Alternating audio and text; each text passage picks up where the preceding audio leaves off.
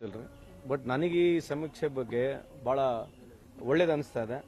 ಯಾಕಂದ್ರೆ ಈ ಸಮೀಕ್ಷೆ ಆಲ್ ಓವರ್ ಇಂಡಿಯಾ ಎಲ್ಲಿ ಆಗಿಲ್ಲ. ಈ ತರದ ಕ್ವಶನಿಂಗು, ಈ ತರ ಹೋಗಿ ಮನೆ ಮನೆಗೆ ಹೋಗಿ ಸೈಂಟಿಫಿಕ್ ಆಗಿ ಆಗ್ತಕ್ಕಂಥದ್ದಿಲ್ಲ. ಆಮೇಲೆ ಇದು ಆಗ್ತಕ್ಕಂಥದ್ದು ಒಂದು ಸಮಾಜಕ್ಕಲ್ಲ, ಎಲ್ಲಾ ಸಮಾಜದಲ್ಲಿ, ಎಲ್ಲಾ ಸಮಾಜದ ಎಲ್ಲಾ ಜಾತಿಯಲ್ಲಿ ಬಡವರು ಯಾರಿದ್ದಾರೆ ಅದನ್ನು ಕಂಡುಹಿಡಿತಕ್ಕಂಥ ಸಮಾಜ ಇದು. ಯಾವುದು ಜಾತಿ ಗಣಿತ ಅಲ್ಲ, ಇದು ಜಾತಿ is one of it.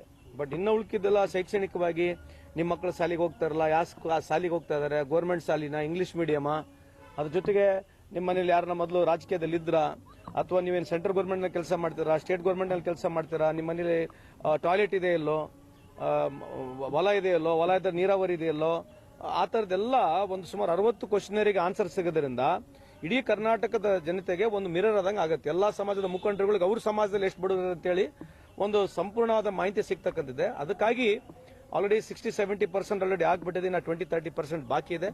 So ನಾನು ಸರ್ಕಾರಕ್ಕೆ, ಆಮೇಲೆ ಇಂಥ ಒಂದು ಏನು ಸಮೀಕ್ಷೆ ಮಾಡತಕ್ಕಂಥ ನಮ್ಮೆಲ್ಲ ಅಧಿಕಾರಿಗಳು ಏನಿದ್ದಾರೆ, ಸುಮಾರು ಲಕ್ಷಾಂತರ ಕಾರ್ಯಕರ್ತರು, ವಿಶೇಷವಾಗಿ ಅಂಗನವಾಡಿಯವರು, ಆಮೇಲೆ ಆಶಾ ಕಾರ್ಯಕರ್ತರು, ಟೀಚರ್ಗಳು ಏನು ಕೆಲಸ ಮಾಡ್ತಿದ್ದಾರೆ, ಅವ್ರಿಗೆ ನಾನು ಅಭಿನಂದನೆ ಸಲ್ಲಿಸಲಿಕ್ಕೆ ಇಚ್ಛೆ ಬಯಸ್ತೇನೆ. ಜೋಶಿ ಸಾಹೇಬರಿಗೆ ಅವರಿಗೆ ಸರಿ ಇದಿಲ್ಲ, ಕೇಳ್ಕೊಳ್ಳಿ.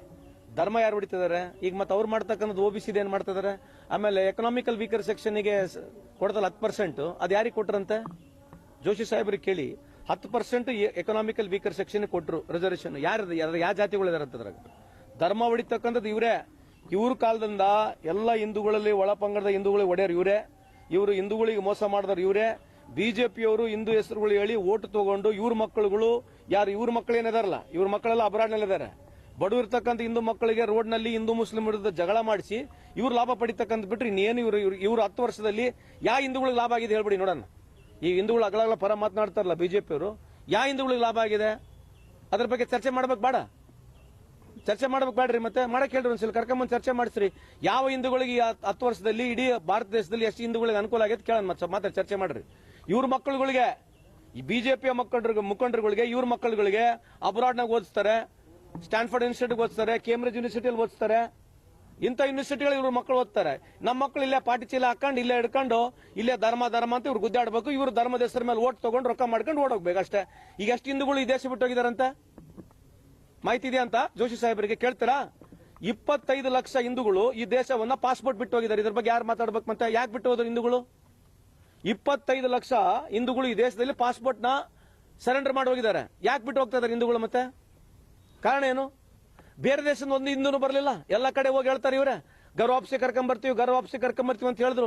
ಯಾವ ದೇಶದ ಒಬ್ಬ ಹಿಂದೂ ಇಲ್ಲಿ ಬಂದಿದ್ದಾನಂತೆ? ಅಮೆರಿಕಾಗೆ ಹೋದಾಗ ಬಹಳ ದೊಡ್ಡದೊಂದು ಪ್ರಚಾರ ಇರ್ತದೆ, ಲಂಡನ್ಗೆ ಹೋದ್ರು ಪ್ರಚಾರ ಇರ್ತದೆ, ಕೆನಡಾಗೆ ಹೋದ್ರು ಪ್ರಚಾರ ಇರ್ತದಂತೆ. ಎಷ್ಟು ಜನ ಬಂದಾರಂತ ಇಲ್ಲಿ? ಈ ದೇಶದಿಂದ 25 ಲಕ್ಷ ಜನ ಪಾಸ್ಪೋರ್ಟ್ ಸರೆಂಡರ್ ಮಾಡಿ ಹೋಗಿದ್ದಾರೆ. ನಾಚಿಕೆ, ಮಾನ, ಮರ್ಯಾದೆ ಇಂಥದ್ರ ಬಗ್ಗೆ ಚರ್ಚೆ ಮಾಡ್ತಾರಾ? ಮಾತಾಡ ಕೇಳಿ ನೋಡೋಣ. ಯಾಕೆ ಇರಬಾರ್ದು? ಈ ಕೇಂದ್ರ ಸರ್ಕಾರ ಕೇಳ್ತಲ್ಲ ನಿಮಗೆ? ಕೇಂದ್ರ ಸರ್ಕಾರ ಯಾವ ಮಾಹಿತಿ ಕೇಳೋದಲ್ಲಿ ನಿಮಗೆ? ಎಲ್ಲ ಕೇಳ್ತದೆ. ಸರ್ಕಾರ ಕೇಳದೆ ನಿಮಗೆ ಕೊಡಂಗಿದ್ರೆ ಕೊಟ್ಟಿರೋದ್ರಿಲ್ಲ, ಅದಕ್ಕೇನು ಕಂಪಲ್ಸನ್ ಇಲ್ಲ. ಏನ್ ಕಂಪಲ್ಸನ್ ಇದೆಯಾ? ಯಾಕೆ ಕೇಳ್ತೀವಂತ ಅದರಿಂದ ನಿಮ್ಮ ಆರ್ಥಿಕ ಪರಿಸ್ಥಿತಿ ಅರ್ಥ ಆಗತ್ತೆ. ಇದು ಎಕನಾಮಿಕಲ್ ಸರ್ವೆ ಇರೋದ್ರಿಂದ ಪ್ರಶ್ನೆ ಕೇಳ್ತಿದ್ದೀವಿ. So any question which is asked to identify economical weaker ಇದರಲ್ಲ ಅನ್ನೋದಕ್ಕೆ ಇದೆ. ಇದನ್ನ ಏನ್ ಅನಾನುಕೂಲ ಏನಾಗತ್ತಂತ ಇವ್ರಿಗೆ ಕೊಟ್ರೆ? ಇವ್ರಿಗೆ ಅನಾನುಕೂಲ ಏನಾಗತ್ತಂತ ಇವ್ರು ಹೇಳ್ತಾ ಇದ್ರಲ್ಲ, ಸ್ವಿಸ್ ಬ್ಯಾಂಕ್ ರೊಕ್ಕ ತರ್ತೀವಿ ಅಂತ ಹೇಳಿ. ಎಷ್ಟು ಸ್ವಿಸ್ ಬ್ಯಾಂಕ್ ರೊಕ್ಕ? ಸ್ವಿಸ್ ಬ್ಯಾಂಕ್ ಬಗ್ಗೆ ಬಹಳ ಮಾತಾಡ್ತಿದ್ರಲ್ಲ ಜೋಶಿ ಸಾಹೇಬ್ರೆ, ಒಂದ್ಸಲ ಕೇಳಿ. ಭಾರತ ದೇಶದಲ್ಲಿರ್ತಕ್ಕಂಥ, ಹೊರ ದೇಶದಲ್ಲಿರ್ತಕ್ಕಂಥ ರೊಕ್ಕನ ತರ್ತೀವಿ ಅಂತ ಹೇಳ್ತಿದ್ರು. ಸ್ವಿಸ್ ಬ್ಯಾಂಕ್ ನಲ್ಲಿ ರೊಕ್ಕ ಈಗ 3 ಆಗಿದೆ. ನಾಚಿಕೆ, ಮಾನ, ಮರ್ಯಾದೆ ಬಿಜೆಪಿ ಇದೇರೇನ್ರಿ? ನಾಚಿಕೆ, ಮಾನ ಇದೆ ಅಂತ ಕೇಳಿ ಅವರಿಗೆ.